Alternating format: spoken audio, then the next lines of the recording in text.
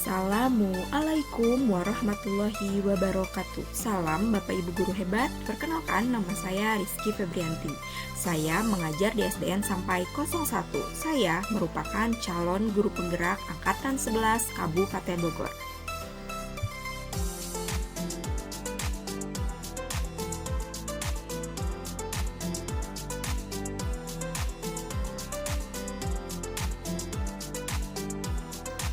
Kali ini saya akan mengerjakan tugas koneksi antar materi pada modul 2.1 mengenai pembelajaran berdiferensiasi.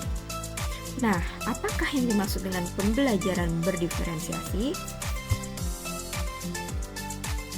Pembelajaran berdiferensiasi merupakan bentuk usaha guru dalam menyesuaikan proses pembelajaran di dalam kelas untuk memenuhi kebutuhan belajar setiap siswa. Dengan kata lain, pembelajaran berdiferensiasi merupakan pembelajaran untuk mendukung semua murid di dalam kelas. Artinya, yaitu setiap anak memiliki keunikan. Mereka juga punya kelebihan dan kekurangan masing-masing. Begitu juga dengan minat, bakat, potensi, gaya belajar, kemampuan literasi, dan lain-lain. Mereka pasti memiliki perbedaan. Disinilah tugas guru untuk memenuhi gaya belajar murid yang berbeda-beda agar mereka merasa nyaman belajar di dalam kelas dan dapat menciptakan pembelajaran yang menyenangkan. Lalu, bagaimana cara untuk dapat melakukan pembelajaran berdiferensiasi di dalam kelas? Agar dapat dilakukan pembelajaran berdiferensiasi di dalam kelas, maka guru harus memperhatikan beberapa hal. Yang pertama, memahami tujuan pembelajaran. Yang kedua, mengetahui dan merespon kebutuhan belajar murid. Ketiga, menciptakan lingkungan belajar yang mendukung murid. Keempat, melakukan manajemen kelas yang efektif. Dan yang terakhir, melakukan penilaian berkelanjutan. Berkaitan dengan kebutuhan belajar murid, guru harus memahami 3 aspek. Yang pertama yaitu kesiapan belajar murid. Yang kedua, minat murid. Dan yang ketiga adalah profil belajar murid. Kesiapan belajar murid yaitu mengharuskan guru untuk menilai pengetahuan awal dan menentukan apa yang telah murid ketahui dan di mana murid itu berada. Lalu selanjutnya yang kedua adalah minat murid. Minat murid merupakan minat yang dimiliki oleh setiap anak dan itu pasti berbeda-beda. Minat adalah salah satu motivator penting bagi murid untuk terlibat aktif dalam proses pembelajaran. Yang ketiga yaitu profil belajar murid. Yang pertama ada lingkungan, budaya, gaya belajar, dan kecerdasan majemuk yang dimiliki oleh setiap murid.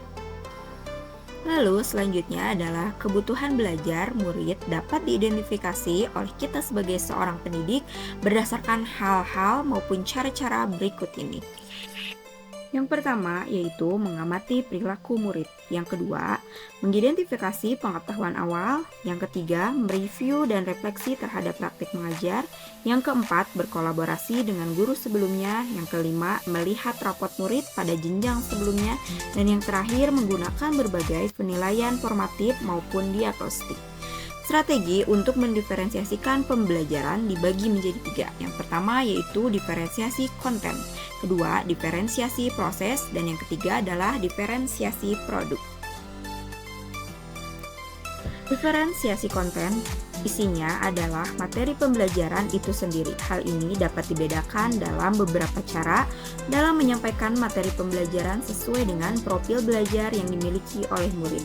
Yang kedua adalah diferensiasi proses, di mana kegiatan ini memungkinkan bagi murid untuk mendiferensiasikan konten, di mana suatu proses pembelajaran yang bisa digunakan dengan cara apapun dalam mempelajari sebuah materi dan memaknai sebuah konten. Dan yang ketiga adalah diferensiasi produk, di mana kegiatan yang merupakan hasil dari apa yang murid sudah pelajari dengan cara membedakan hasil dari produk sesuai dengan konten maupun proses yang dipahami oleh murid. Nah, selanjutnya, adakah keterkaitan antara pembelajaran berdiferensiasi dengan modul yang lain?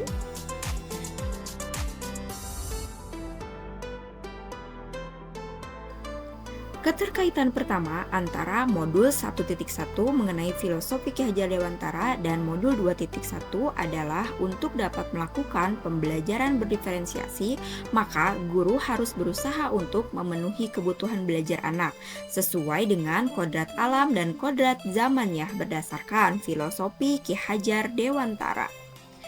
Keterkaitan selanjutnya yaitu pada modul 1.2 ke modul 2.1. Dalam melakukan pembelajaran yang berpihak pada murid, seorang guru penggerak haruslah berpihak pada murid, reflektif, mandiri, kolaboratif, dan inovatif. Dengan begitu dapat menciptakan pembelajaran berdiferensiasi agar dapat memenuhi kebutuhan belajar murid. Dengan demikian, guru penggerak dapat mewujudkan kepemimpinan pada murid dengan menuntun murid merdeka belajar. Hal ini sesuai dengan nilai dan peran sebagai seorang guru penggerak.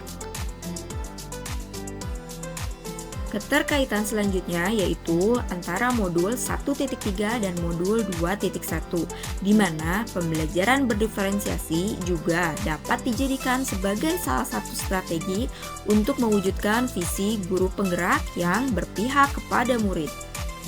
Lalu selanjutnya adalah modul 1.4 dan modul 2.1. Dalam pelaksanaan pembelajaran berdiferensiasi, antara guru dan murid harus memiliki kesepakatan kelas terlebih dahulu agar proses pembelajaran dapat berjalan dengan baik dan sesuai dengan nilai-nilai budaya positif. Sekian dan terima kasih. Salam dan bahagia. Salam Bapak Ibu Guru Penggerak, bergerak, tergerak, menggerakkan.